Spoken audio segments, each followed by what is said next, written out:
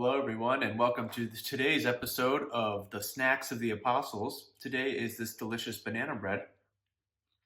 It's very good. I'm just kidding. The disciples probably didn't eat this great banana bread, but I think they did have bananas. Anyway, happy Monday. We're back to another episode here of our study of the Acts of the Apostles. Today we are in chapter 6, and we're at verses 8 through 15.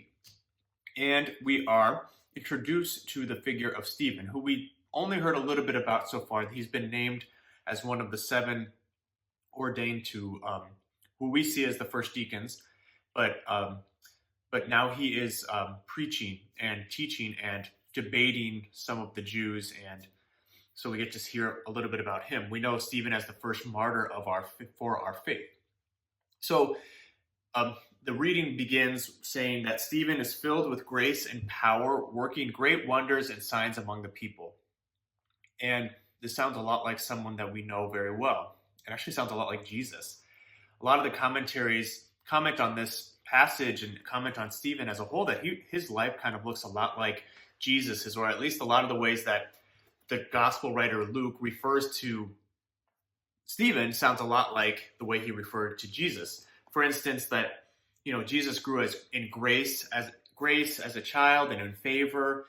He spoke with grace, and that he also, of course, did wonders and signs, and that's what Stephen is doing here through the power of the Holy Spirit. So we see how Jesus' disciples are already coming to look kind of like him. Their ministry looks similar to his through the power and working of the Holy Spirit.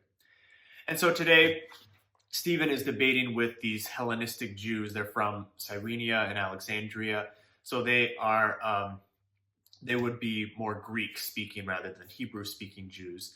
And they are upset with him because of his preaching about Jesus. We've heard the story already before, and they are accusing him of many things.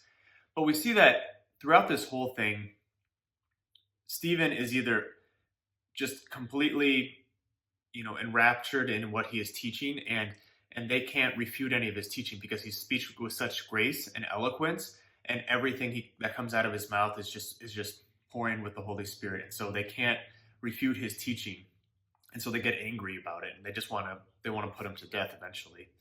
But then at the end it says that they bring him before the Sanhedrin, and they bring in all these charges against Stephen, and it says that everyone looked intently upon him. Again, another time that he looks a lot like Jesus, when it's just the beginning of the gospel that Jesus goes into the synagogue at Nazareth, and he reads from the scroll of the Isaiah where it says this, and then he says at the end, this reading has been fulfilled in your hearing.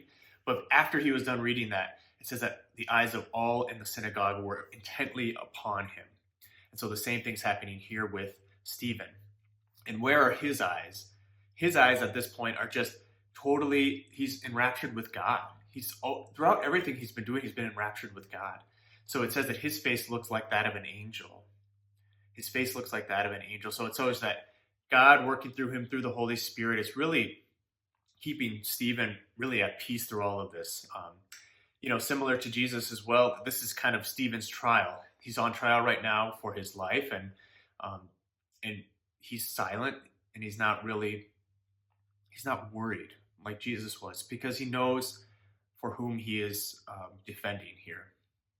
So as I was thinking about this, I think that for us, it kind of presents us with a model of living for us, as Stephen modeled his life after Jesus, and a lot of everything he did was based on Jesus and on his communication with the Holy Spirit, his connection with Jesus and the Holy Spirit and the Father through everything that he was doing.